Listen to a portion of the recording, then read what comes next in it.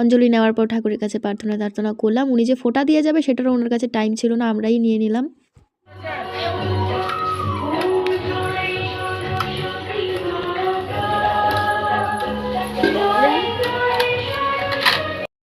ব্যাকগ্রাউন্ডে কিন্তু খুব সুন্দর একটা গান বাজছিল, সরস্বতী পুজোর গান। ভাবলাম তোমাদের একটু শোনাই, ভালোই লাগবে তাই না?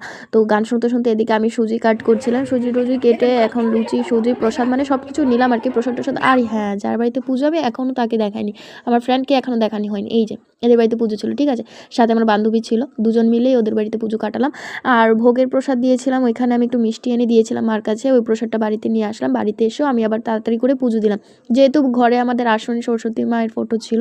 তো আমি ঠাকুরের জন্য মিষ্টি এনেছিলাম, ঘরের জন্য এনেছিলাম, ওইখানের জন্য এনেছিলাম। তো একটু ঘরে মিষ্টি টিষ্টি দিয়ে, যেহেতু ভালো একটা দিন, পুজো দিলাম। পুজো দিয়ে আমি একটু বৌদিদের বাড়িতে গিয়েছিলাম। বৌদির বাড়ি যাওয়ার সময় ছোট্ট একটা সরস্বতী মা রাস্তায় পেয়ে বলছিল ওকে, এক হাতে অলরেডি মেহেন্দি করা ছিল, আরেক হাতে করে দেওয়ার জন্য। আমি বলেছি যে আমার টাইম হবে না, আমি একটু ঘুরতে যাবো।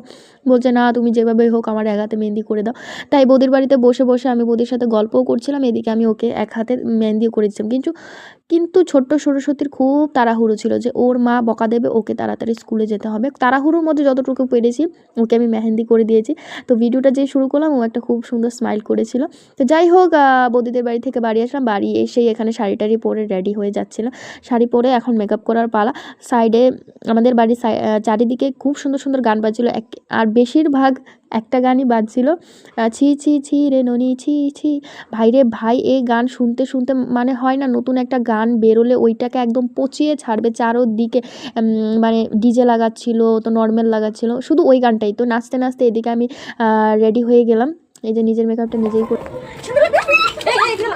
আমার বান্ধবী যে আমাকে দেখে এরকম একটা রিয়াকশন দেবে, সত্যি আমি অ্যাকসেপ্ট করিনি ভাই। আমি প্রথমে ভেবেছিলাম আমি কি উল্টোপাল্টা মেকআপ করেছি নাকি এরকম। তো যাই হোক, বান্ধবীর চশমাটা নিয়ে একটু ভাও দেখালাম আর কি ক্যামেরার মধ্যে। আর এটা হলো ফুল আউটফিট আমার এই বছরের সরস্বতী পুজোর, যেটা আমি নিজে ক্রিয়েট করেছি ভাই। যাই হোক, 3 বান্ধবী মিলে বেরিয়ে গেলাম। আর যাওয়ার সময় আমার অবস্থাটা কিছু ছিল এরকম, মানে যতজনই যাব বান্ধবী একসাথে এক অটো করেই যেতে হয়, তো যার জন্য এই অবস্থা আর কি। একজনকে ছেড়ে একজন যাব না। প্রথমে চলে গেলাম কলেজে, প্রথমে না, শুধুমাত্র কলেজেই গেছিলাম আমি সরস্বতী পুজো, আর কোথাও যাইনি। তো এটা হলো আমাদের কলেজের ঠাকুর, খুব সুন্দর হয়েছিল সত্যি। আর আমার বান্ধবীরা বক্স পেলে একটু গান বাজলে ওরা নাচতে হবেই ভাই, কি নাচানাচি শুরু করেছে আমাকে ফেলে দিয়ে।